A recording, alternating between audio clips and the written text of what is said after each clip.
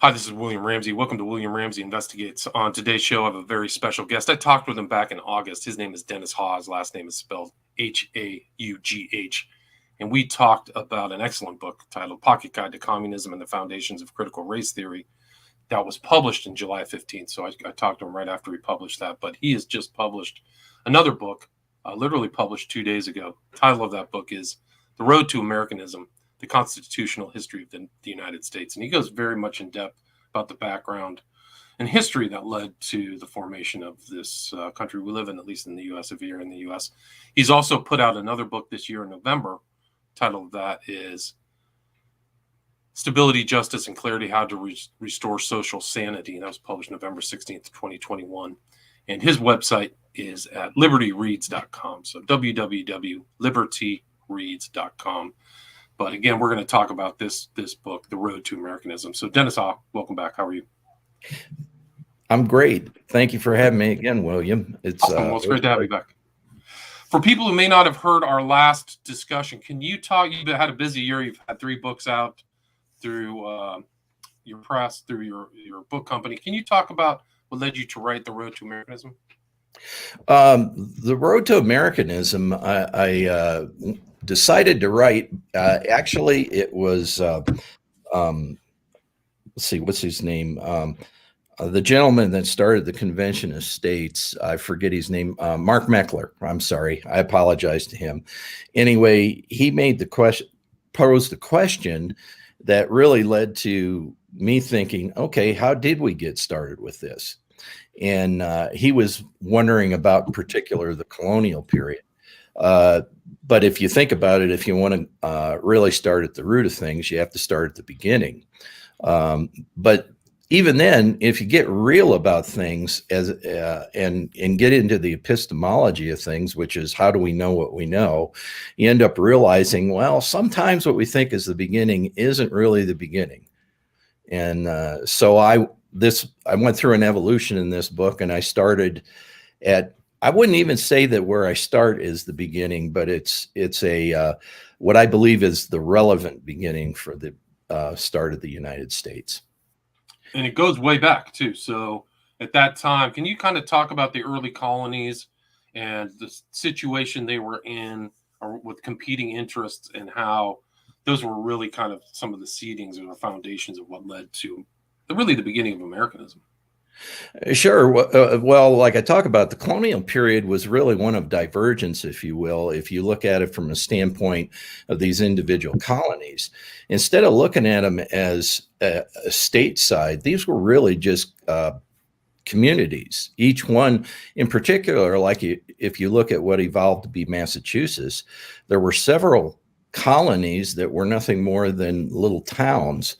And that area had one thing in common that David Hackett Fisher calls folkways. Their particular folkway was kind of a middle-class Briton origin, and the main thing driving it was Puritanism, which came out of the upheaval between the war, really, between Catholics and Protestants that was taking place in Britain. And so that was just one example. So you have these different groups that really weren't states. They were building up their own kind of identity separately, right? Right. And in New England, because of the religious origin and the middle class nature, they actually fared better with dealing with the Native Americans. And on the other hand, you had the Virginians, which were really the Cavaliers that were upper class gentlemen and didn't really know how to do anything. And so they showed up on the shores of Virginia and became really dependent upon the local natives. And there was a lot more conflict down there right from the get-go. So that's just a minor picture of the diversity of what was happening on the shores.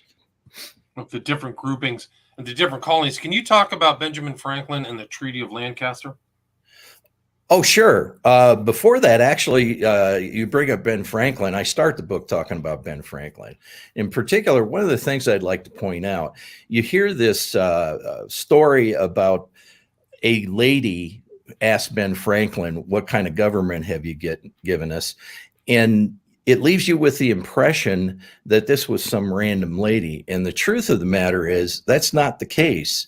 The actual incident did not happen right after the convention stopped. It was not out in the street. It was actually in the Powell House in Philadelphia the next day.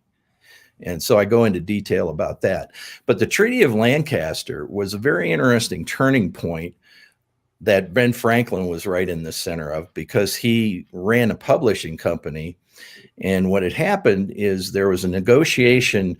I think it was Maryland and Pennsylvania and then the Iroquois. And the Iroquois were actually statesmen. They had these Sockhams, in particular, Canasatigo, which a number of people considered to be the forgotten founder, had really impressed all the people present. And the particular translator is a gentleman named Conrad Weiser, who actually grew up. His father had settled in the valley near where the Iroquois headquarters were. And Asakam, I think his name was Skilkany, had asked him if he would want the Iroquois to take him and teach him how to be a man. And his father said, sure. So about age 13, he spent, I think, a year or two with the Iroquois, and they considered him basically an Iroquois. He spoke their language, one of the dialects, I forget, I think it was the Mohawk dialect.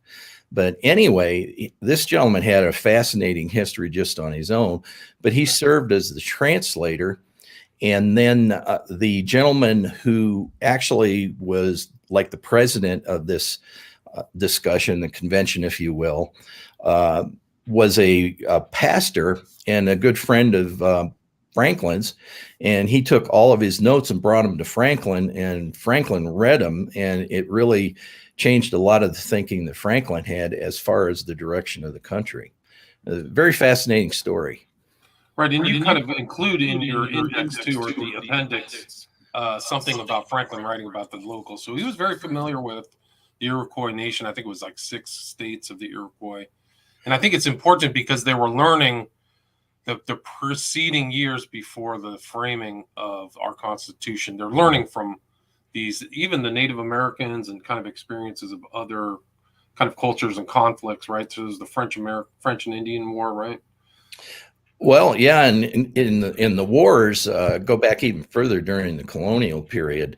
And a key point here is one thing: we think of a unified 13 states, and that's far from the truth. These colonies evolved at different times. For example, one of the keys that is really more important than people think. Georgia had a lot of indirect as well as direct influence on what happened, especially during the constitutional period. But it was not even a colony until 1732. So if you look at that, that's, and also if you look at it, when was the nation actually splitting away? Well, that date would actually kind of be hard to pin down. You could start at 1765, like we talked about earlier. Well, that may not be the beginning, but it's probably a good date because of the Stamp Act, which led eventually to the Intolerable Acts and the First Continental Congress in 1774. So you could take any of those dates and say this was a dividing line. But for argument's sake, if we take 1765 and look at 1732, we're only talking 33 years. Right. Right. So you had these different states. It's interesting because they all had their kind of own legal system, constitution independently. But It was really, I think Franklin was really a key figure. Washington was the military leader, but Franklin was the writer who was also, I think you put it in the book, he famously had that picture of the snake, which was cut up in pieces. Right. So, I mean, it was really, and he was very, very much involved kind of in Philadelphia at that area. Can you kind of talk about what they were thinking at that time when they were deciding, like, what are we going to do? What's the next step for the colonies? At which point, William? Well, just like, leading up to 1776, the drafting of the Constitution, what were the background? I mean, these guys were reading ancient history, Greek, Roman, trying to figure out how we're going to put this country together, right? Wow. Well, this is where the multi-perspectivity that I talk about, which is really an essential part of a republic, comes into play, because not only were each of the colonies different, but you had these folkway influences that Hackett Fisher talks about. We could talk about this for hours, in all honesty, but the colonies had varying views on what their interests were. The Virginians were actually in favor of a monarchy. On the other hand, the Massachusetts, for example, were pretty much not in favor of a monarchy, and they were actually the irritation that led to our separation.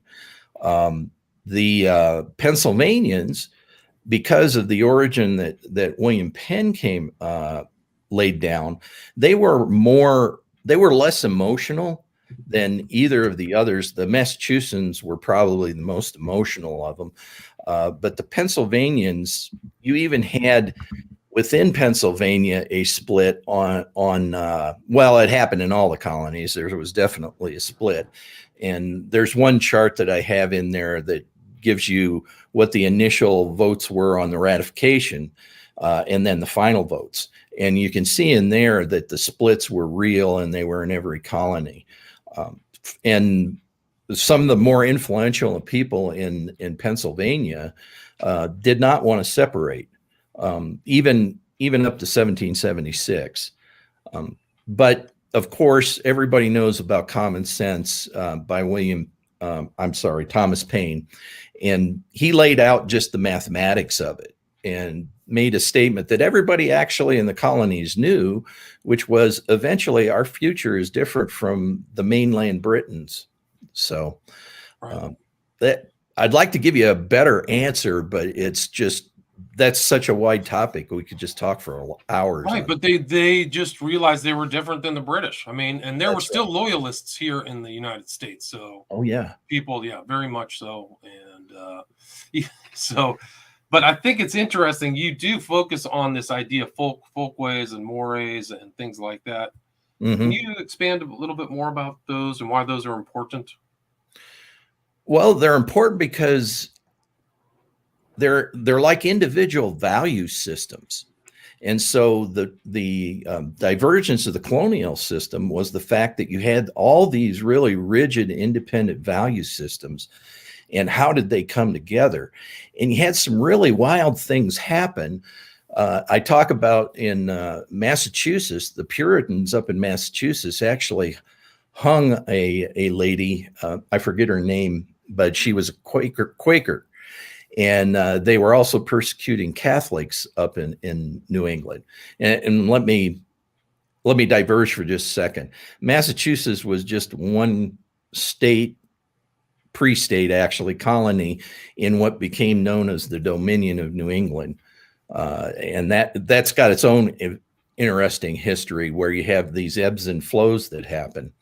Anyway, at the same time that the Puritans in Massachusetts were persecuting Catholics, the Puritans down in Virginia had been persecuted by the Cavaliers in Virginia and ended up allying with the Catholics in Maryland.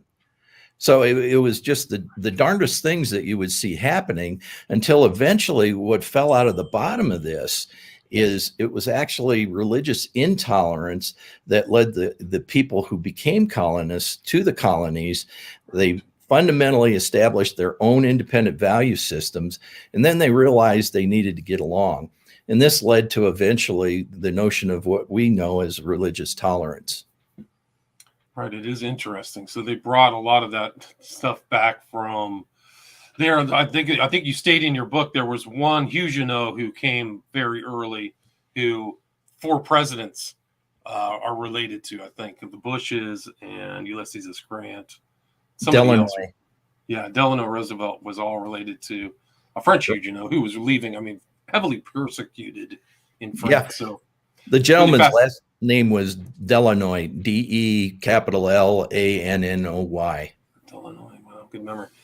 So it's just like one example of all these people coming to the New World looking for freedom. And that was interesting in your book, too. You mentioned that some of these fishermen had known the Native Americans, even at the foundation of, even before they were even colonies. Like you said, that one guy came out of the woods. He was a Native American speaking English that he had learned from a fisherman. So Samoset. Samoset, yeah, there was cross fertilization happening from very early on. So, I mean, the foundation, can you talk about how this was also important? Like this idea of Americanism was wrapped up in all of everything leading up to the Constitutional Convention, like how that different culture was developing from people who came from an English background. Well, and you mentioned, brought up the Treaty of Lancaster in 1744. That was really pivotal to understanding that in reality, we're not a European culture, and the Native American culture actually has significant impact on us.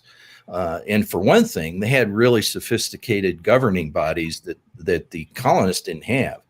So, in addition to having these libraries to read about European thinking, they could walk next door and go talk to the Native Americans and get a whole different view of it.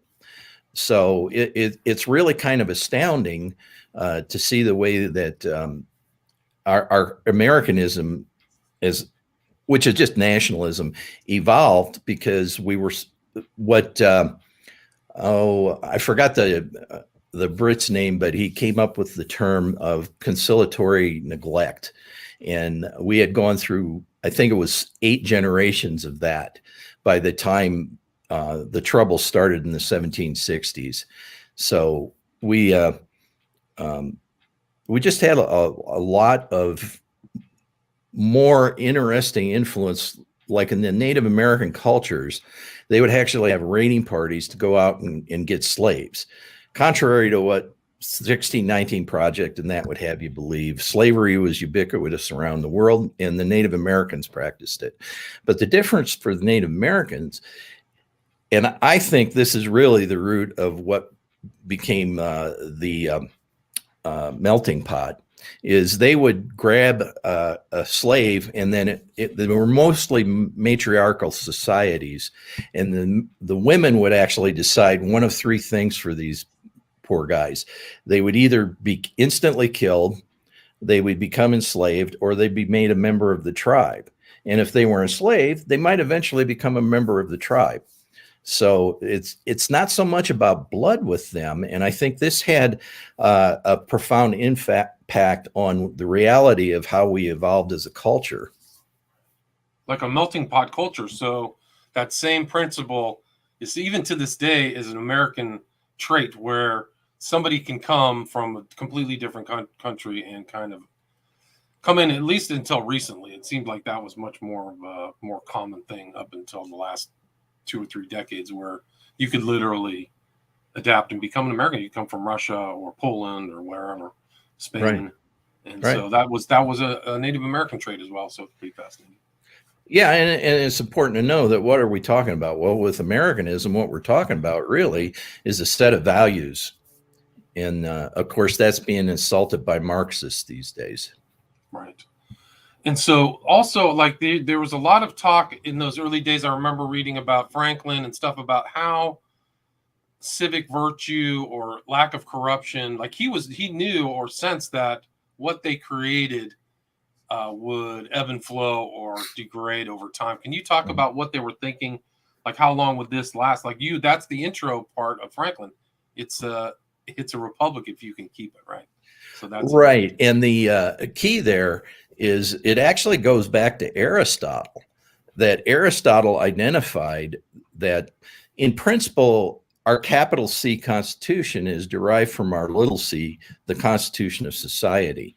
And when Aristotle talked about a constitution, he was talking about the little c more than the capital C. It wasn't, some people say he was totally devoid of any understanding of a capital C. I would dispute that from things I've read. And by the way, I read it in the original Greek just to make sure I'm understanding what he said, because I don't trust anybody's translation.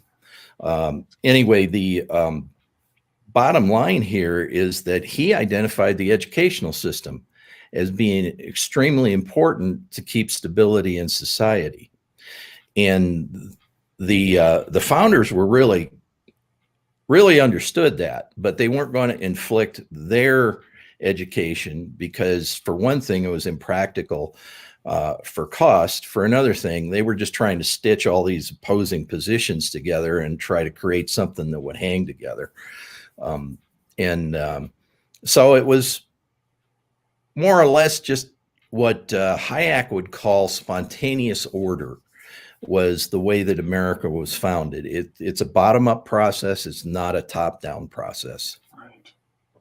Very different than other countries too, where they Exactly. were trying to get everybody together, trying to get all these things ratified, really from different state colonies. So it was really something else.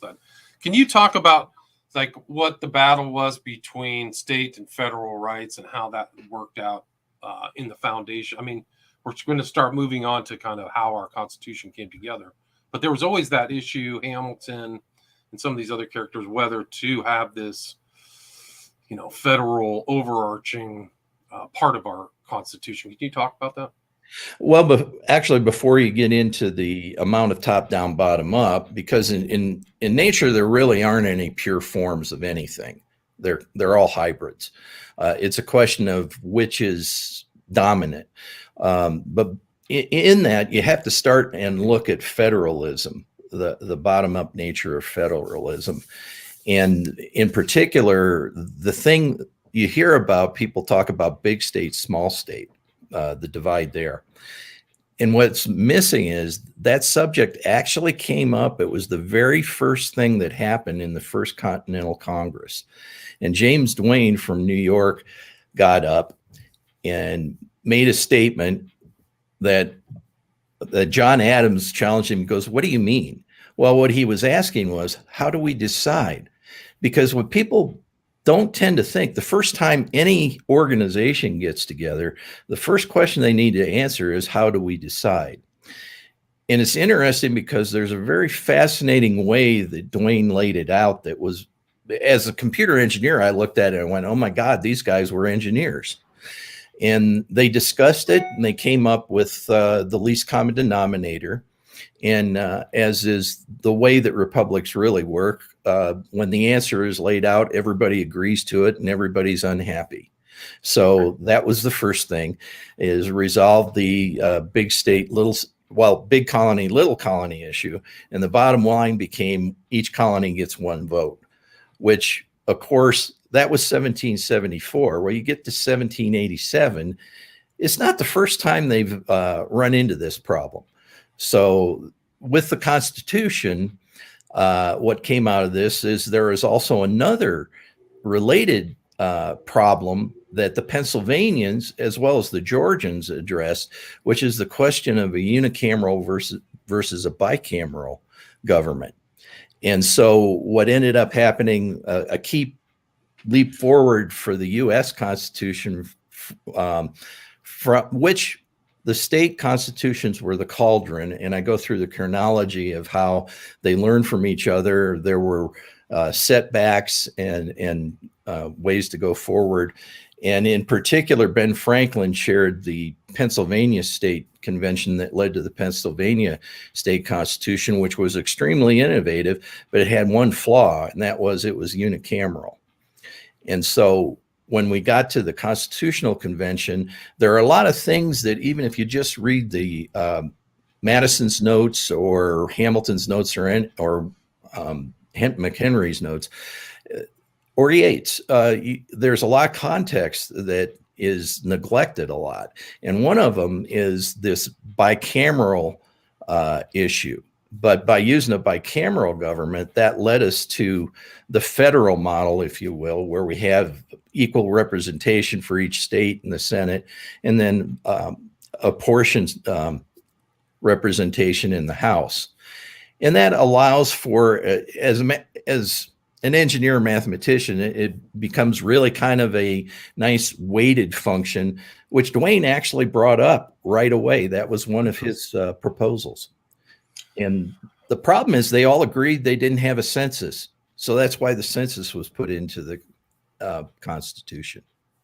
All right, very important aspect to it, and I think you include like the total polity of that time was very compared to today. It was nothing. What 3 million, 2.5 million, something like that.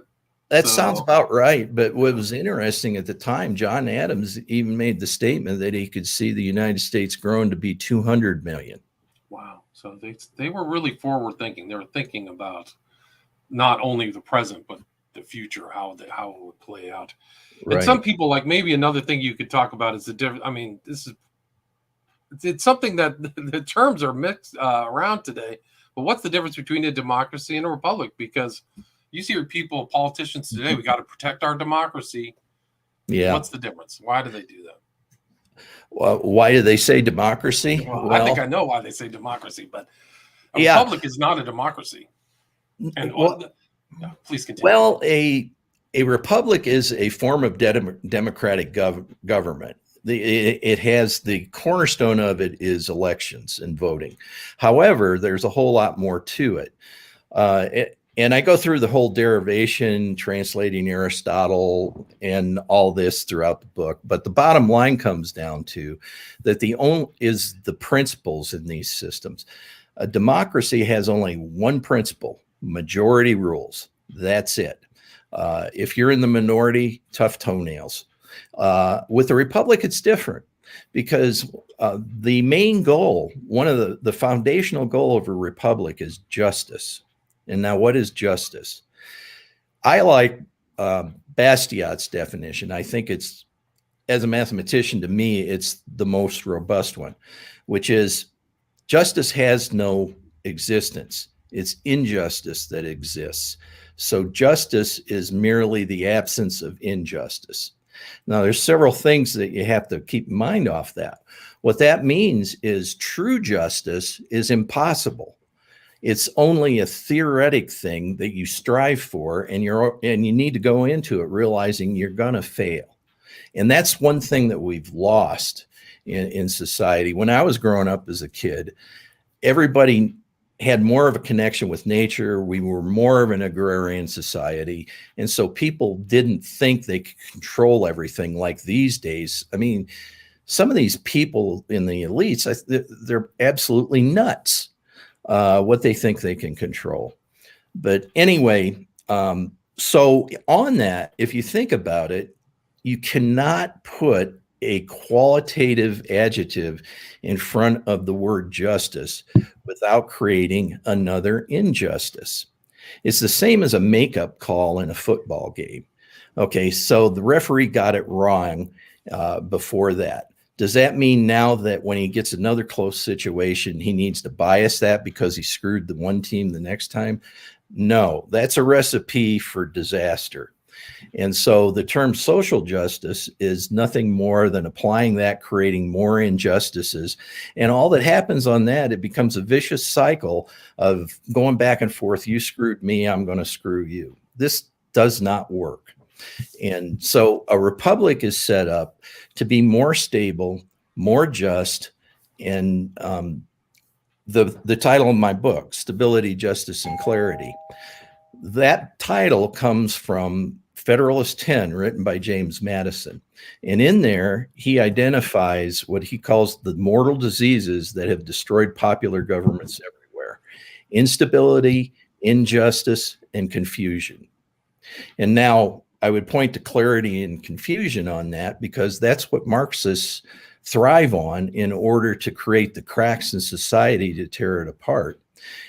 And what we're confronting today is a family of theories called critical theories. And James Lindsay, a mathematician whose work I dearly love, has written a book called Cynical Theories where he details all this.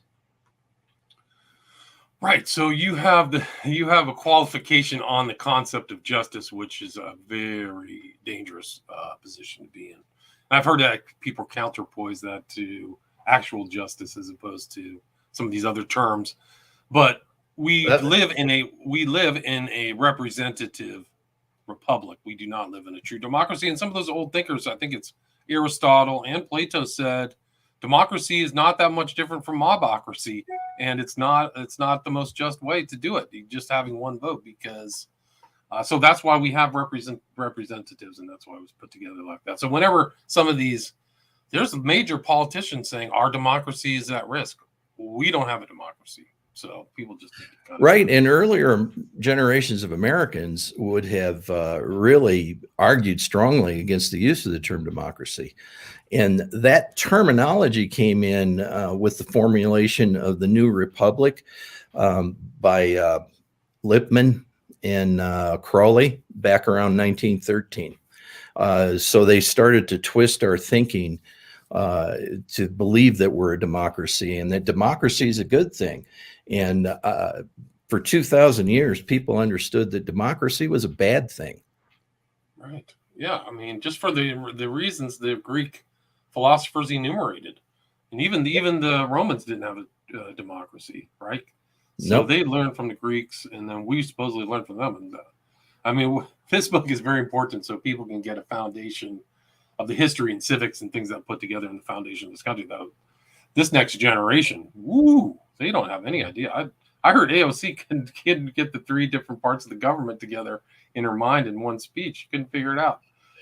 Legislative, executive, and judicial. She couldn't spit it out. I was just like, whoa, this is really crazy. Like you talked about education. We're in trouble, yeah. I don't know how you give an economy degree to that individual. I really don't. I'm scared. I'm more scared of the illiterati than the Illuminati. So I mean, gee, like some of these people, like, whoa, on the left, when they start talking, I'm just like, yeah. These ideas are terrible. Anyway, what else would you like to cover? Do you want to talk about how? I mean, you go into in your book, you talk about the issues. We talk about federalism, but stare decisis, Parnell's law. I mean, what else would you like to cover? We're at about 31 minutes.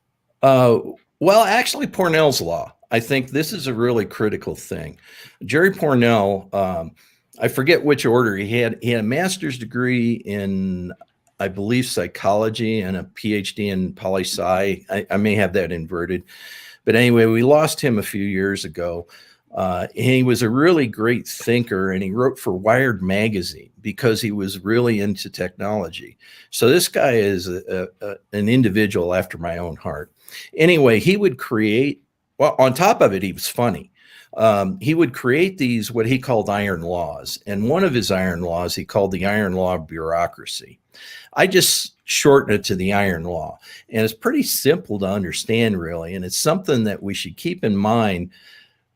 You know, just like the founders, they talked about Republican principles. Well, what's a principle? Well, it's kind of a rule of thumb. And so Jerry Parnell's rule of thumb is there are two groups within any organization. The first group is in line with the goals of the organization. Okay. The second group wants to promote the organization over its goals. So you've got different priorities there. And the third piece of the puzzle is group two will always seize control and make the rules. So what that really means, if you look at it closely, is that any organization over time is going to get twisted, corrupted, and it's going to need to be corrected. And this is important at every level within society. And you can look at our all of our companies, like right now, the tech companies. All right. If you look at that, what have you got? Well, I worked at Intel and I sat right next to Andy Grove at Intel. And Andy was, he was an immigrant, but he was a solid American. You look at it now, and what his goal was to promote technology and make money. Okay. You look at it now, I don't know that the head of Intel today has the right set of priorities. I'm not going to lambaste him because I don't know. I don't work for the company. I don't talk to him. But it's pretty clear that a lot of these tech guys, they don't have the right priorities. And so how do we correct those? And the unfortunate thing, that is the exact thing that the United States Constitution is targeted to do on a social society-wide scale, is every time society starts to get a little out of bounds, it'll bring it back. And this is where our lack of following the Constitution has gotten us into real trouble. because we're not obeying it. If we had obeyed the written limiting constitution, we'd be fine right now, but we're not. Right, excellent point. It was never really brought up, and also like the Constitution's been amended, so it's adapted to new understandings and reasons. So it's not be this kind of rigid, blocky thing. Some of these people look at it, say, "This is an anachronism. It's 250 years old." It's a living, it's updating through the will of the people, through the legislature. So people really need to kind of understand that. Well, it's funny you should mention that, because I've got done a lot of studying of Article 5. And historically, there's an interesting twist to that, because the Pennsylvania Constitution of 1776 had a wonderful amendment process in it. And it was actually tied with something else that we're missing. And what that was is they specified in it, and keep in mind, this was probably kind of guided by Franklin, is every 7 years. And I would point out there's a difference between a mechanism that's periodic and aperiodic. And what do I mean by periodic? It means every so many years you have to go through this process. And Article 5 of the U.S. Constitution is totally aperiodic, and that's one of its biggest flaws.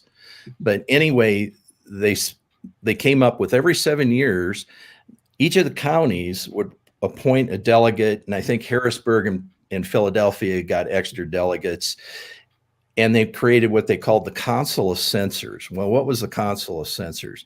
It was fundamentally a convention of people designated to go above all the legislative and branches of government and do two things. The first one was to look to see if the Constitution was being followed, and if not, levy fines and this is crucial, overrule Supreme Court decisions. Okay, and on that score, the Council and I actually got a copy of all the notes from the Council of Censors and read it, believe it or not, and it's fascinating. They were extremely successful on that. Okay, now what was the other problem? Well, the other problem is they were to look for amendments, and this is where the wheels came off. What happened is you had the unicameralists and the bicameralists, and the unicameralists had won originally, probably because Franklin was chairing it, and he was a big unicameralist. Well, by 1783, when the first Council of Censors came about, the bicameralists had the upper hand, but they could never get the supermajority that was required to put that amendment to go bicameral. And so it like overshadowed all of the other amendment processes. It was bloody and it was ugly. And so now, 4 years later, in 1787, Edmund Randolph is in Philadelphia for the on the committee of committee of detail, and he was the first one to lay out any kind of an amendment process. And so what does he do? He unfortunately looks at the 1777 amendment process, Article 63 in the Georgia Constitution, which was an aperiodic technique. So anyway, I go into big detail about that. Talk about that. Yeah, you talk about that a lot. You cover certain issues that are important today, democracy, socialism, kind of some of these things that are our current challenges. So I definitely recommend that people get this book. It's very well researched. Do you mind taking a few questions? Not at all. Throw them away. Have you ever heard of the term Whatico? Oswald asked, what does Dennis think of Whatico in relation to Americanism? I think it's Do you know what it is? I've heard it, but I don't know what it is. I think it's some kind of concept, Native American concept about corruption. I don't know. Well, it might be good to incorporate it because, like I say, from my view, and I think this is a lost view, we have a significant amount of Native American culture that's embedded in ours.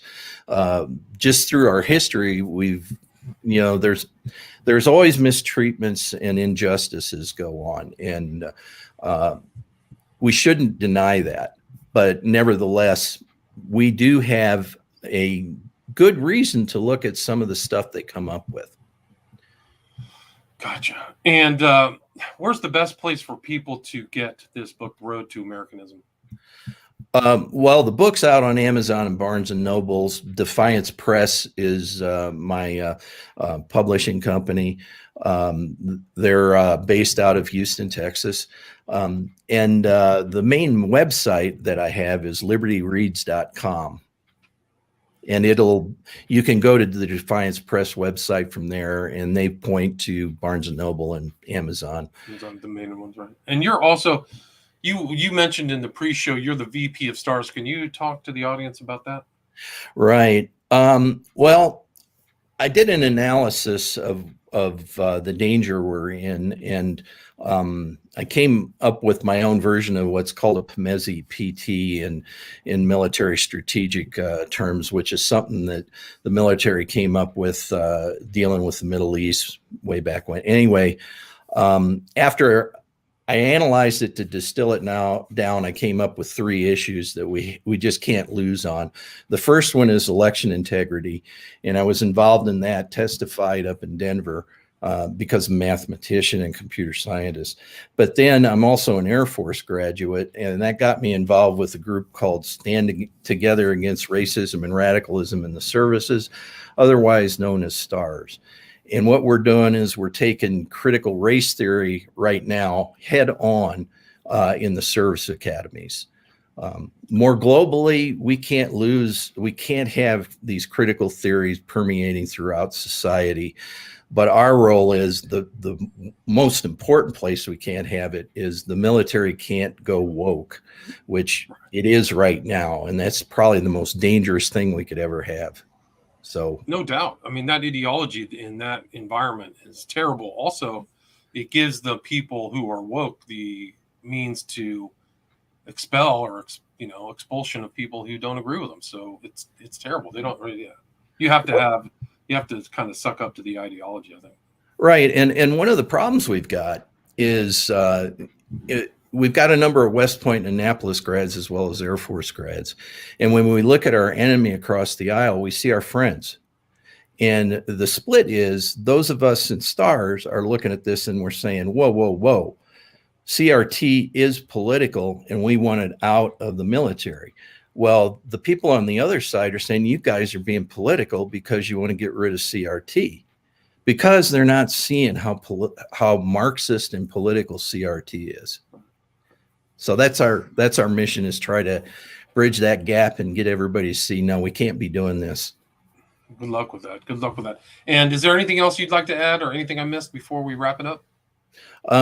No, sir. Any questions anybody's got, I'm willing. I wished I knew what Whatico was, but I don't. I don't either. I think I'd heard that. I think it's something that the Native Americans applied towards colonists and settlers. It was a sensibility. But people want to reach out to you. The best place is libertyreads.com, correct? That's correct. Gotcha. And again, the author's name is Dennis Haugh, spelled Haugh. Title of the book is The Road to Americanism, the Constitutional History of the United States. Thank you so much for your time. Thank you, William. All right, stay there.